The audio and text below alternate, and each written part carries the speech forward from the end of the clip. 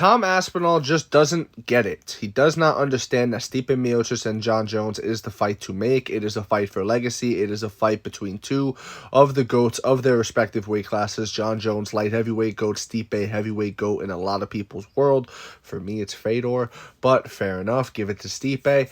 And, it's a fight that has to be made for legacy. You have one GOAT versus another. It's a fight that has to happen.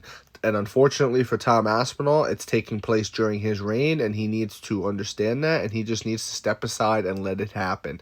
And we're going to cover this quote here, and we're going to dissect it. And here we go. So he says, FYI, these new quotes of me talking about Jon Jones are weeks old. Since me and Jon had our little Twitter beef, I see Jon's point of view. Believe it or not, I respect Jon Jones and everything he has done. So impressive. I wish him all the best in his recovery and return against Stipe. While we are talking about Stipe, my manager was contacted by the UFC asking if I'd like to fight him April 13th. Of course, I accepted.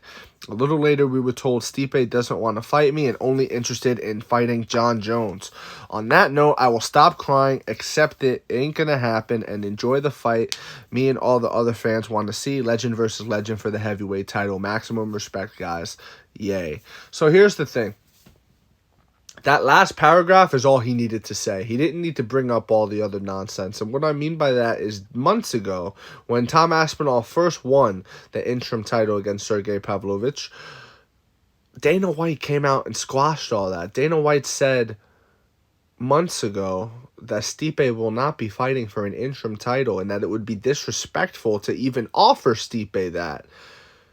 So why is Tom coming out saying that the UFC called to see if he wanted to fight Stipe? I don't believe that happened. And if it did happen, I don't know why. Maybe it was a prank phone call from someone. It just doesn't add up. It doesn't make sense. If Dana White said the fight is Jon Jones-Stipe and it would be an insult to ask Stipe to fight Tom for the interim title, if that's the case, then why even bring this up? It was a foregone conclusion that you were never going to fight him. So I'm happy that he's finally coming around. I'm happy that he's finally realizing it's not going to happen. I need to wait. And I think Tom, all he needs to do is just fight Ciryl Gane for the interim title. Defend the interim title. And why do I say that? One, if you're Tom Aspinall and you are who you say you are, and you are, next up, and you are going to be the future of the heavyweight division. Not only the future, but the right now, right? Like, you are the interim champion, and you could beat anybody in the world, right? If that's true, just fight Ciryl Gane. Have a title. You're going to add a title defense, right? You will be defending the interim title. It has been done before. Renan Barão has done it, or Andrei Arlovski has done it.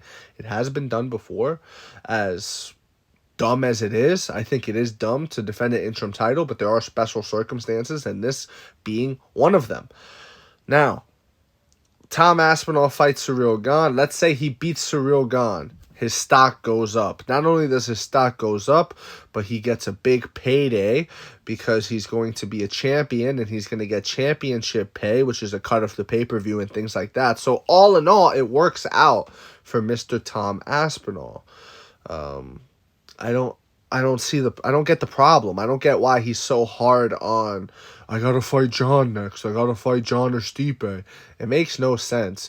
Don't tell me, he wants the real heavyweight title when he's also talking about fighting Stipe, who don't have a title. You get me? He's perfectly willing to defend his title, his interim title against Stipe, who don't have a title.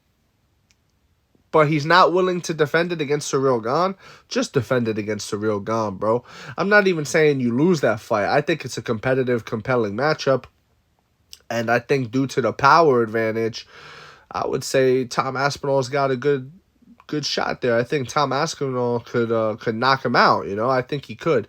So that's my take on that. That's what I think Tom Aspinall should do. I'm glad that at the end of this quote, he said, I will stop crying. We'll see how long that lasts because he's been doing a lot of crying, more crying than Sean Strickland. So, we'll see how long it lasts. Let me know what you think in the comment section below.